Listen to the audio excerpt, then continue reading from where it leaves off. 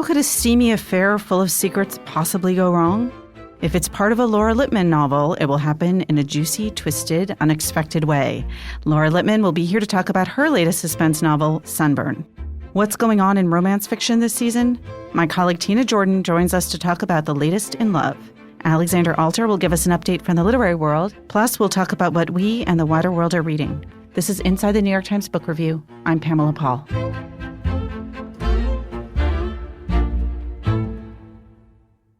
Laura Lippman joins us now from New Orleans to talk about her latest novel, Sunburn. Laura, thanks for being here. Thanks for having me. So set us up here with the premise of this novel. The easiest way to describe it is imagine the postman always rings twice, except it's 1995, and the stranger passing through town is a woman instead of a man, and she's a woman who has just left her husband and young daughter on a beach vacation with no explanation and just the most cursory of notes. And how did you come up with that setup? You know, I can't come up with the exact moment, which bugs me, because I usually sort of have that origin story of my novels. I know that I had always thought that the idea at the heart of Ann Tyler's Ladder of Years, a novel that happened to be published in 1995, was a very dark idea, although she played it for great comic and human effect, and that was the story of a woman who got so disgusted with her family that she just stood up and left them at the beach and went off and found a new life. And I've always loved James Cain. And I know that at some point in the fall of 2015, I was thinking about Cain a lot. I used Postman for a class that I taught at something known as Mystery Writers of America University here in New Orleans, as a matter of fact. And it's sort of like this mashup just happened. I was like, well, wait a minute. What if, the big question that novelists always ask themselves, what if a woman walked away from her family, but it was a noir idea, and she stops in a small town, and she meets a man, and everything transpires from there. I'm interested in that year, 1995, because there's sort of been this ongoing question for many novelists about, do you set your novel sort of before cell phones, after cell phones, before the internet, after the internet? And obviously you have that Ann Tyler 1995 reason, but was the technology part of it? I think the technology was a big part of it. I wanted to find what I called, in my head, the last good year to disappear. And I was thinking about my own relationship with technology. In 1995, I don't think I have a cell phone. If I do, it's a clunky flip phone with no capacities of the phones we have now. And I'm going on the internet at the time. There's no Google. I think that's probably a revelation to some people that there was ever a pre-Google world. Mm-hmm. But in 1995, if you could get on this thing called the internet, it felt like you were almost in some sort of virtual reality game, and you're like, I'm here. Is anyone else there? I connected on an external modem.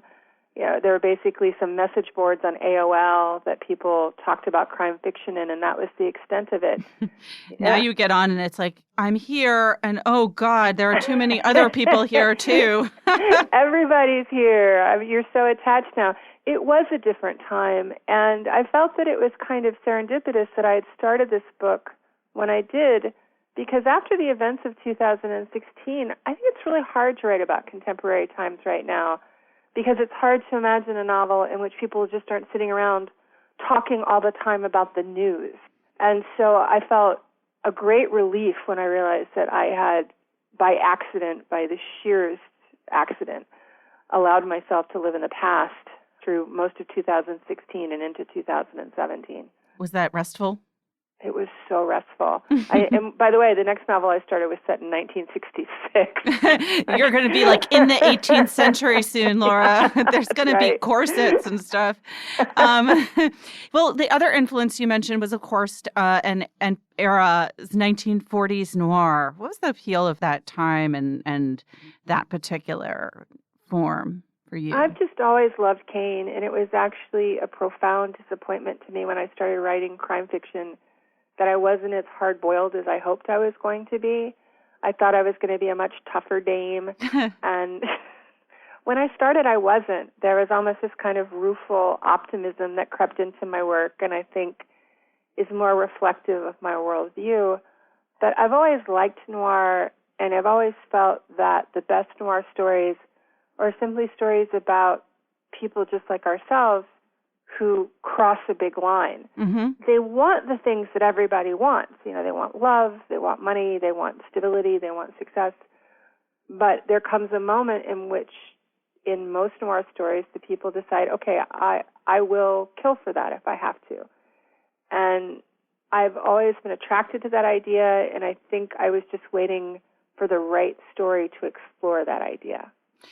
It's interesting that you have heart because you were a hardened journalist before you were a novelist. I'm curious, was that transition a difficult one? It was almost too easy for me. At the time, sometimes people would say, didn't it make your bosses nervous because you were a novelist? And there's always been this concern about fabricators in newsrooms.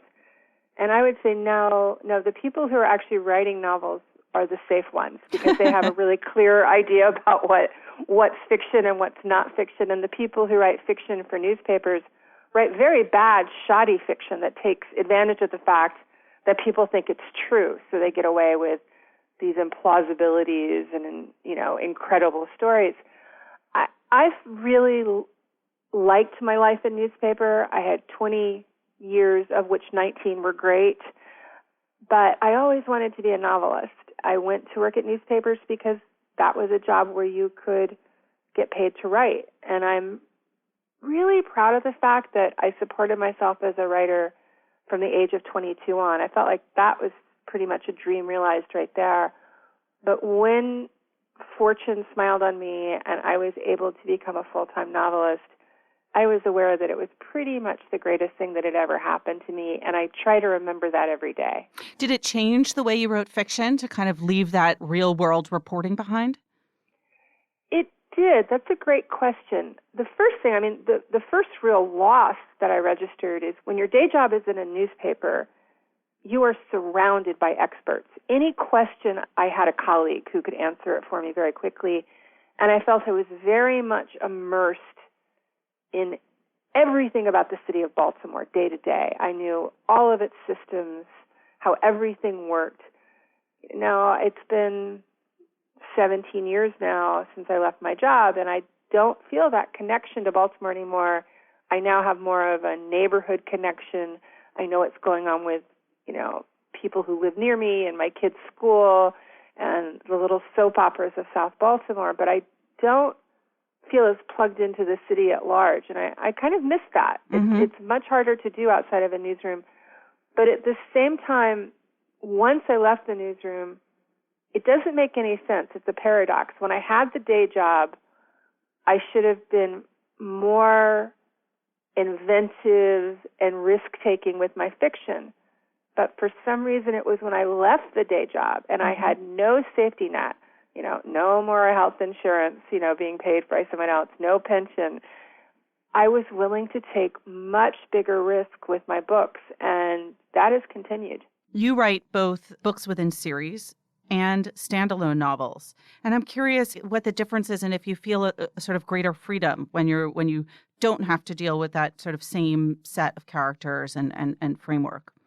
There's definitely a difference. And when you're writing a long-running series, you almost have to think of each book as a 90,000-word chapter. Mm-hmm. And if you give your character an experience that would just hollow her out, she's done. So there's a sense that you're holding back in a little ways, that there can be enormous events and things can happen, but not too much. Right. If the character's going to return. And it's nice in some ways returning to the known world of Tess Monahan where so much has been established. But then it's like, well, how do you make it fresh? How do you make it new? One of my big concerns as a woman and a reader is you have to find this way in suspense novels to make them suspenseful without your characters being stupid.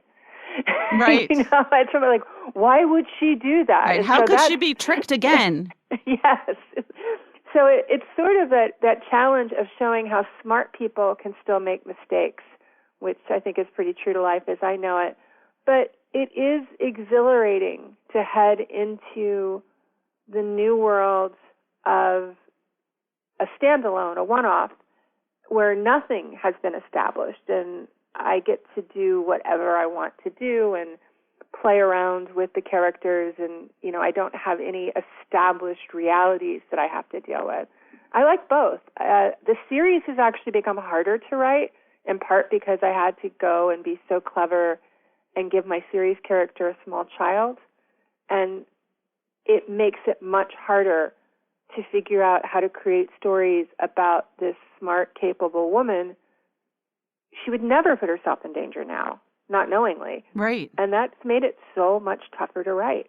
I love that idea about, having to hold back a little bit, right? Because you can't wipe out your character completely and sort of, leave her questioning her entire existence. It's kind of like the James Bond thing, right? Where how do you keep elevating the evil and then at the same time keep completely demoralizing and have the character question his very existence and then come back for another episode? It's a really important question, and I think a lot of series writers should be examining it, because however much the audience may have an insatiable appetite for excitement and ever higher stakes, as you mentioned, killing other people is something profound that would change you forever. I made a conscious decision in the Tess Monahan series to wait a very long time before she killed anyone, and it was book number 7, and I've now written 5 more books since then about her, and she thinks about it, and she's affected by it, and that's the only time she's done it, and I felt like that was important, because otherwise, how would your character not have some sort of complete breakdown if they're just routinely having to kill people as part of their job? Do you see that when you read other crime novels? Does it seem that other novelists are sort of taking that into consideration, the psychological effects? I think more and more, and I think that was something that I saw in what I always call my generation, although we're a varying age of crime writers. I know that Dennis Lehane was very concerned with it, with the Patrick and Angie books, and wanted them to be true to life. My friend George Pelicanos made sure that he wrote these very short-lived series. He would write 4 or 5 books about one character, and you would definitely see the toll that violence took on his characters. His first series, the character starts off as a sort of responsible middle-class businessman, and by the time George is finished with him, he's an alcoholic who I think was literally lying in the gutter. And I really respected those choices, and it's a delicate thing. There's some series, and I would never name names, but they go on too long. Mm-hmm. And you start trying to do the math of how old is this character now? Right. This is a kind of grand question, and I'm sure you get it asked all the time. But what do you think it is about sort of the way that crime fiction asks readers to think about the kind of extremes of the human condition that appeals to us? Why do we want to go there to, see people killed or to kill or to sort of contemplate that darkness? First of all, I think fiction is the safe place where we can contemplate those ideas. Coming from a newspaper background, I became aware that when we read a story in our newspaper or hear one on the radio or on television about a crime in our neighborhood, whether we admit it to ourselves or not, our instinct is to disengage, is to find that moment at which we can assure ourselves, oh, but that wouldn't happen to me.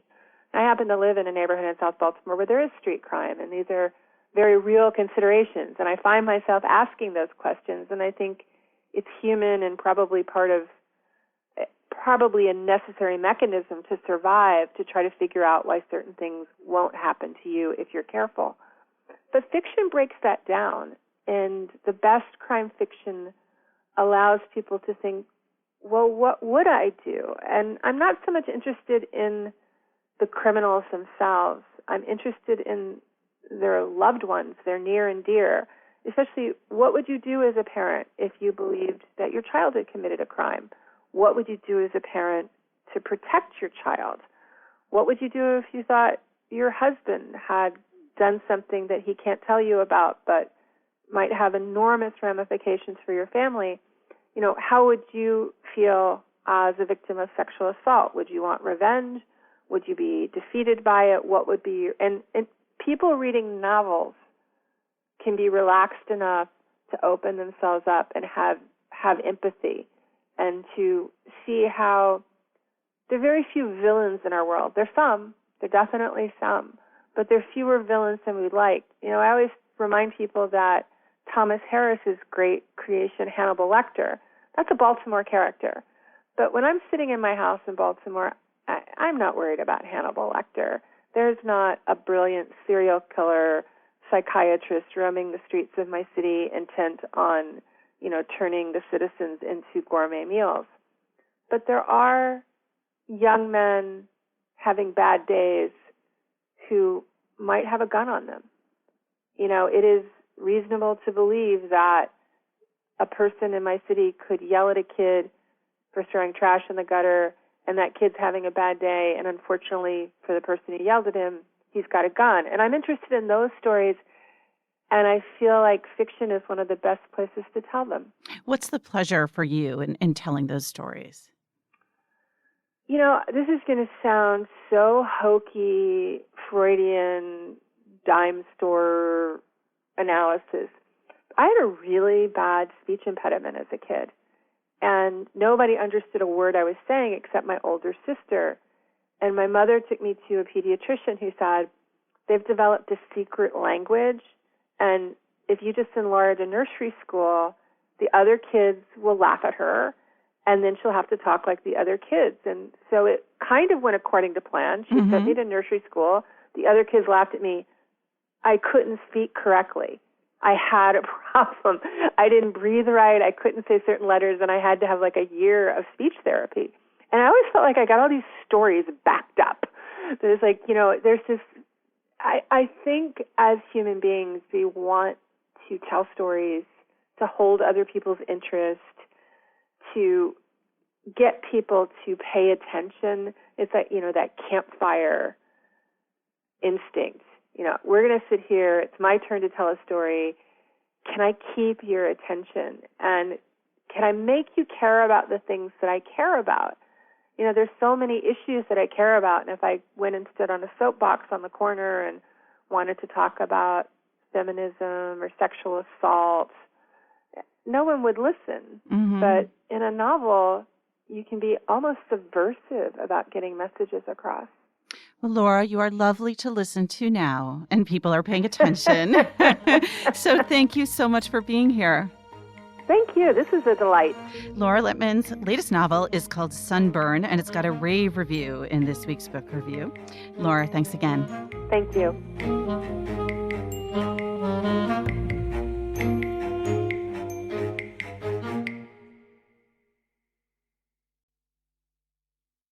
Tina Jordan, an editor at The Book Review, joins us now to talk about the world of romance novels. Tina, thanks for being here. Oh, my pleasure. We have introduced in this week's issue a new romance column, Love Notes. And I'm curious to sort of get your sense of why now? I mean, why should we be covering romance? Romance novels are a $1 billion industry. They're more than half of all mass market paperbacks sold. There are really good romance novels, just like there are really good literary novels, really good thrillers, really good mysteries. And people like you and me read romance novels. I think they get a lot of unfair press, let me put it that way. I was surprised by one other statistic, which was that 1/3 of all fiction books sold in this country are romance. Right. Now it's not a really recent development, but one of the aspects, I think, is that a lot of romance novels are ebook. They're ebook and they're self-published. This leads to a whole other conversation, but when somebody self-publishes a book, of course, they have agency over their characters and their plots. And the big romance publishers were a little slow to embrace diversity. And a lot of these writers just went out on their own and published their own. And in fact, the world of romance self-publishing is far more diverse than the romance world of traditional publishers. Are the traditional publishers now catching up or trying to? They're definitely trying to catch up. I know you're aware of a study that the bookstore The Ripped Bodice, which is an LA romance bookstore, did last year, in which they looked at every book published in 2016 by the major publishers. And they found, and this is still sort of appalling, that only 7 out of every 100 books were by people of color. As deplorable as that stat sounds, it is getting better. I think it speaks to a lack of diversity behind the scenes, in the actual publishing world too. When you ask romance editors what makes them decide to buy a book, they imagine people reading it, their friends, their family, their aunt, their mother. And if you've got largely white hetero editors, you're going to get largely white hetero books. I'm interested in other aspects, too, in terms of the diversity of romance. Is romance fiction an American phenomenon? I mean, there's a British tradition. Oh, very much a British tradition. And, I think they sort of have dovetailed now. But I think it was much more robust in Britain than it was in this country for a while. I think it's Boone and Mills is the name of the British company, which is sort of the British Harlequin. Are there Chinese romances? Are there romances in India or elsewhere in Europe? There are romances elsewhere. I actually know less about the ones like in China. I know they exist, the Chinese and Korean and Japanese one. I know less about those. I'd like to learn more. I'm totally fascinated by that. All right. And in a future podcast episode, the other question I had about diversity was diversity within the genre, in the same way that literary fiction isn't a monolithic genre, quote unquote. Right. Romance isn't either. No, it's not. And you can divide romance into these basic subgenres, which are contemporary, historical, suspense, paranormal, inspirational, and erotic. But within each one of those, like the number of subgenres is insane. I mean, you want to read a chaste Amish romance novel? Done. You want to read a romance novel about the NASCAR scene? Done. Like, you want to read shapeshifter paranormal romances? Done. I'm stunned at how numerous and how specific these subgenres are. And what about the age of romance readers? The stereotype would probably be like, oh, it's a lonely woman in her 50s or 60s. Right. Or long married, long suffering. But that's not true either. It's not true. I don't want to be pinned down on the average income, but it's actually quite high. It's women in their 30s through their 50s, although now romance publishers are making this concentrated effort to bring in younger readers. Yeah, I was going to say, what's the millennial romance? It's called new adult. That's the subgenre, and it's very hot. That's kind of like mixing slight erotica, like sort of E.L. James stuff with YA, with romance. Right, exactly. And it's funny you mention E.L. James because the romance folks will get all up in arms if you mention her because people always say, oh, she's a gateway. She's the one that sparked the whole interest. But that's so not for true. listeners who don't know E.L. James, she is the 50 Shades of Grey author. Right. And it's various sequels. And so I won't say she's not liked, but she's much discussed in romance circles. And of course, one of the main things is, as our columnist noted in the paper this week, consent is a mainstay of romance novels. Women are empowered. It's what the woman wants. And of course, that's not necessarily what's in E.L. James. Well, one of the things that's interesting is, you often hear men when talking about pornography say, well, what women have instead of pornography is romance novels. That to me feels like a very chauvinistic way of characterizing. Oh, absolutely. Romance novels increasingly are becoming political. They're becoming feminist. They're celebrating the fact that women want things.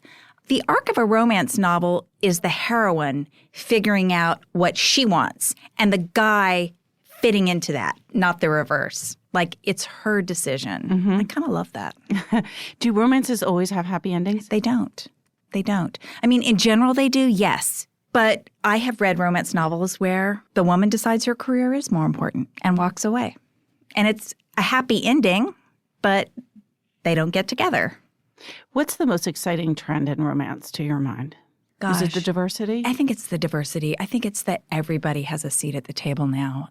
You're seeing not just African-American writers, but so many talented Indian-American writers, and everybody is who used to have to self-publish is getting a publishing deal. All right, then.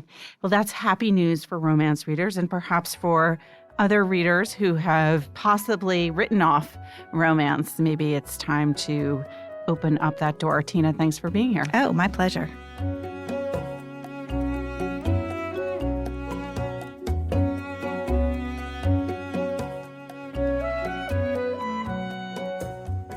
Alexandra Alter joins us now with some news from the publishing world. Alexandra, hi. Hi, Pamela. So there's some good news from the kids' world. Yes, the children's book sector of the publishing industry continues to be, I think, one of the most exciting areas where you're seeing... like it's like the California of publishing, like it everyone's happens happy, there first. Everyone's friendly. Yeah, and then they're always on the it's cutting like edge of the vanguard. culture. Exactly.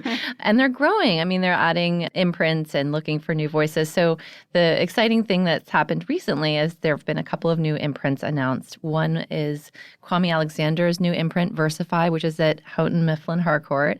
And that's his publisher, of course. And he's a very interesting author. He is kind of an evangelist for reading. He writes these poetry-inflected novels for young readers that sort of center on sports and hip hop. And so he really engages them in, areas that they're already interested in. And he's known for sort of converting reluctant readers into avid readers. So he's kind of bringing his, I guess, offbeat sensibility to the publishing industry. And he told me that he's looking for stuff that other publishers might not take a chance on. So it'll be quite interesting to see what kind of innovative narratives he comes up with. He's kind of an amazing, inspirational guy, right? Because it took him a long time for him to break into publishing himself, right? It's true. I was really, interested to hear his backstory, how he was selling poetry on his own, kind of going around to coffee shops and selling his self-published poetry for $10.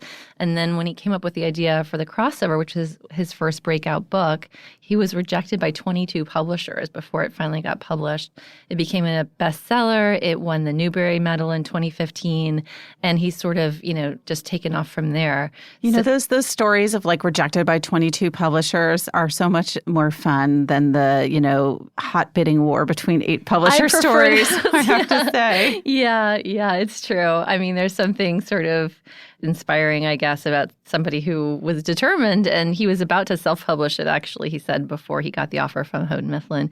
So his new imprint, Versify, it's launching in the spring of 2019, and he already has some very interesting authors lined up. He's publishing a Holocaust novel in verse. It's a YA Holocaust novel by Kip Wilson, and it tells the true story of a Nazi resistance leader. He's also signed up a bilingual picture book series by Raul Gonzalez, who publishes as Raul III. And it's sort of Richard Scarry-esque, so that sounds extremely fun. Raul III, I think that's like my favorite pen name. I like it a lot. Yes. Yeah, it sounds like it's from The Princess Bride. And he's publishing a novel by Lamar Giles, and it's called The Last Day of Summer. It's kind of a Phantom Tollbooth-inspired middle-grade fantasy. It's an interesting moment for poetry because poetry sales, according to Publishers Weekly, were up. It's doubled. Such an interesting moment for poetry, and I think a lot of it is driven by young readers. You have other authors like Jacqueline Woodson, whose memoir Brown Girl Dreaming was written in free verse, and Ellen Hopkins, who's a very, very popular best-selling YA author who writes about really tough issues in verse. And I think it's a very accessible kind of way for young readers to, approach difficult subjects. And of course, there's all the Instagram poets who are kind of reaching the 20-somethings, 30-somethings. It's fascinating that young readers are really driving these poetry such an sales emotional and revival. Form. Exactly.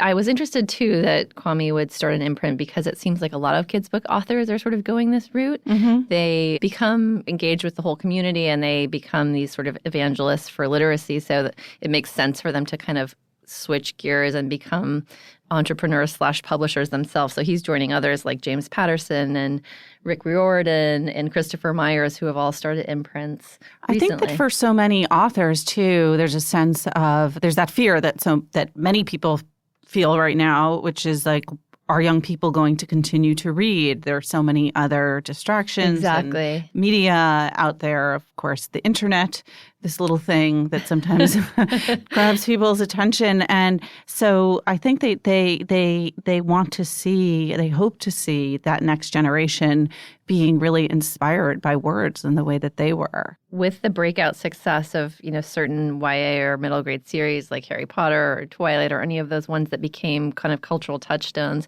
it brings in a whole wave of a new generation of readers, because once you become obsessed in that way with a book, you're not gonna stop reading after that. You're gonna look for the next thing. And so I think that's what a lot of these authors are hoping to do when they start imprints. The other exciting new imprint that was just announced this week is at Penguin Young Readers, and this is an imprint called Kokila that focuses on diverse books for children and young adults, and it's being launched by Namrata Tripathi, who was previously the editorial director at Dial Books for Young Readers. So she is really looking for kind of voices from the cultural margins. It's going to be kind of focused on international stories, and she's got a really interesting lineup of authors already. They're launching in the summer of 2019. So she has already signed up books by Nyla Magruder, Ziki Pena, John Corey Whaley, Shireen Handy, Pablo Cartea. And she, in the past at Dial Books, she's come up with some really interesting works. She edited Mama's Nightingale by Edwidge Danticat, and she worked on Junot Diaz's forthcoming debut picture book, Islandborn, which we read about when they announced it. And she also worked with John Corey Whaley on his book, Highly Illogical Behavior, and The Night Diary by Veera Haranandani, which looks like a very interesting book. So it'll be great to see what kind of things she comes up with there. And she's, I think, going to shape a whole new generation of authors and hopefully readers as well. Well, that's all good news. We like it. Good news this week. Alexandra, thank you. Thanks so much.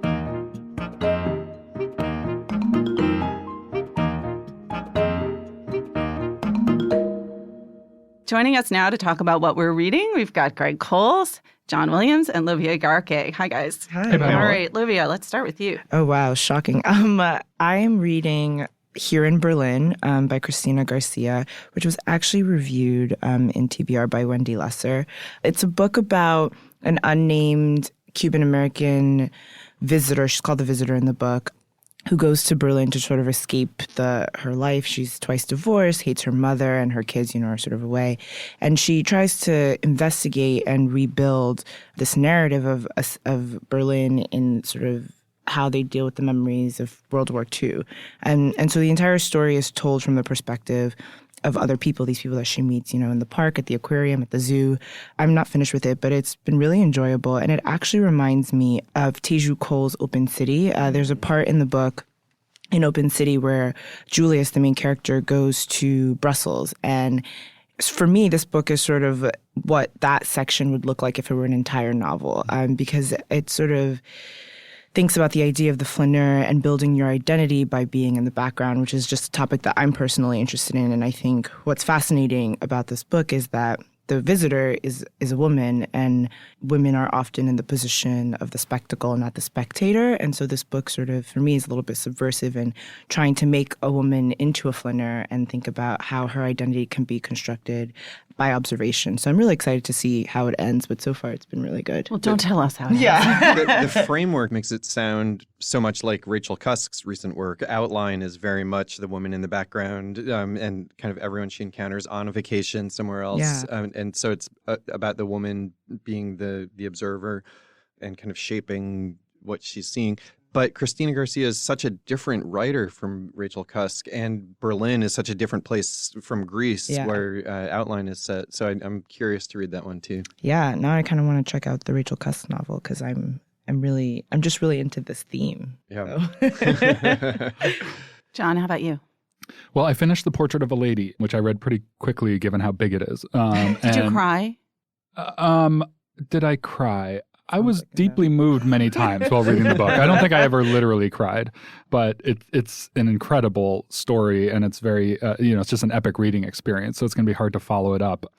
And Isabel Archer is just such a fascinating to think about why she does and doesn't do the things she does, or you could just spend your life thinking about it. In a way, the great classics are the hardest books to talk about because it's like, well, it was really good. It turns out everyone else was right. It's 600 pages of incredible human psychology and plot development. There's a lot to say. Follow it up done, with John James. Banville's sequel. I've thought about that. I'm actually going to follow it up with a book I'll talk about next week, which is a book about Portrait of a Lady. But the thing that I did find so interesting about her briefly is that, she's someone who obviously values her freedom and she has this great independent spirit. And yet, because of that, I think she wants to feel like she's driving everything in her life. And so she refuses these proposals from people almost because they're it's almost like their depth of affection and love for her feels like too much for her. It's like they're driving the car too much. And so she settles for this thing where she feels like she's making the decision, and yet it's flatter and worse for her.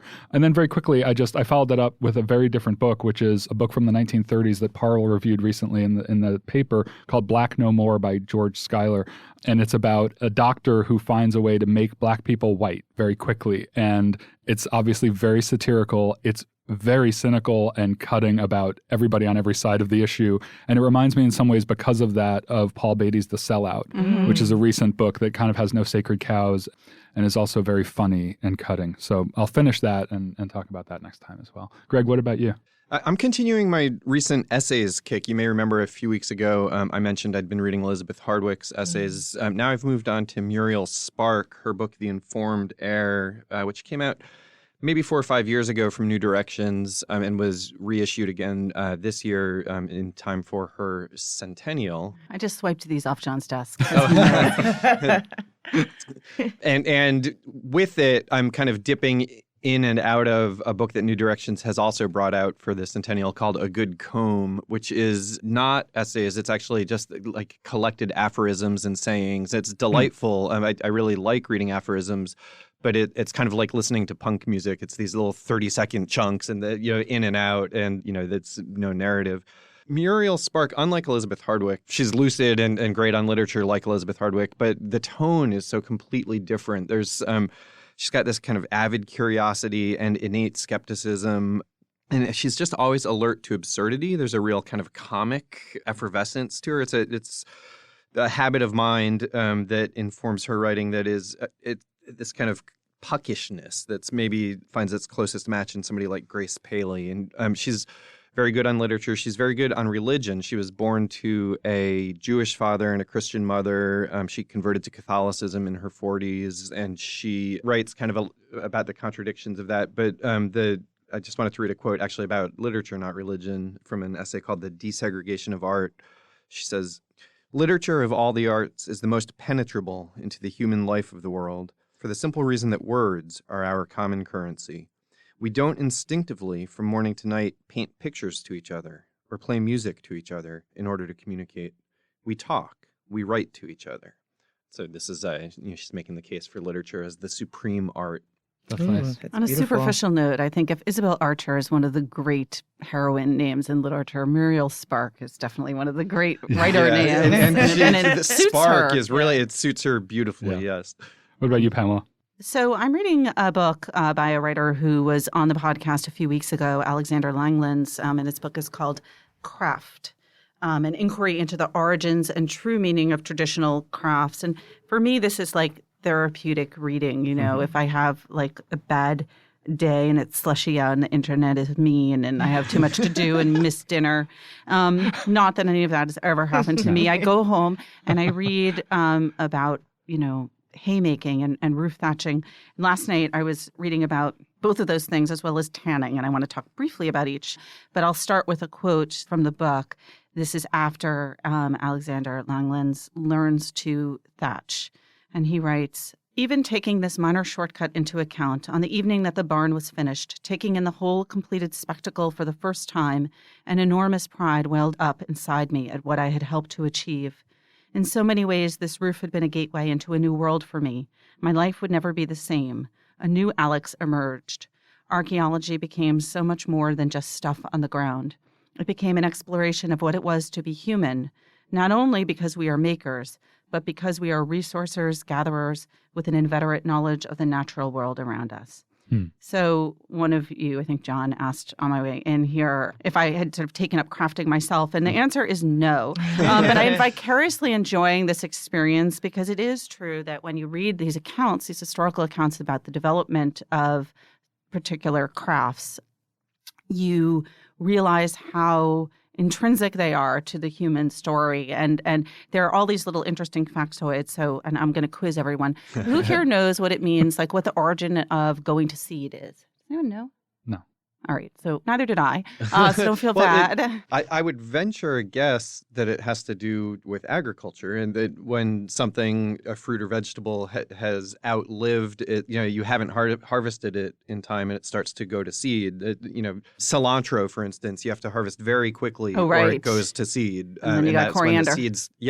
Coriander, exactly. That's when the seeds start to present themselves, and suddenly, the flavor is all off. And it's also how you gather the seeds, for the next harvest. Greg Coles officially knows more about agriculture than anyone else here. You are, in fact, right. But I didn't know that. And he talks about that in the context of haymaking, which was pivotal to getting humans from being hunter-gatherers to getting us to be an agricultural society, because before that, everyone just had to, wander around with the animals from grazing ground to grazing ground. And it wasn't until you could make hay that you could have animals, either winter or whatever was the off season, you could feed them so that you could keep them in one place and you could stay in one place. And with haymaking, it turns out to be a real craft and almost an art.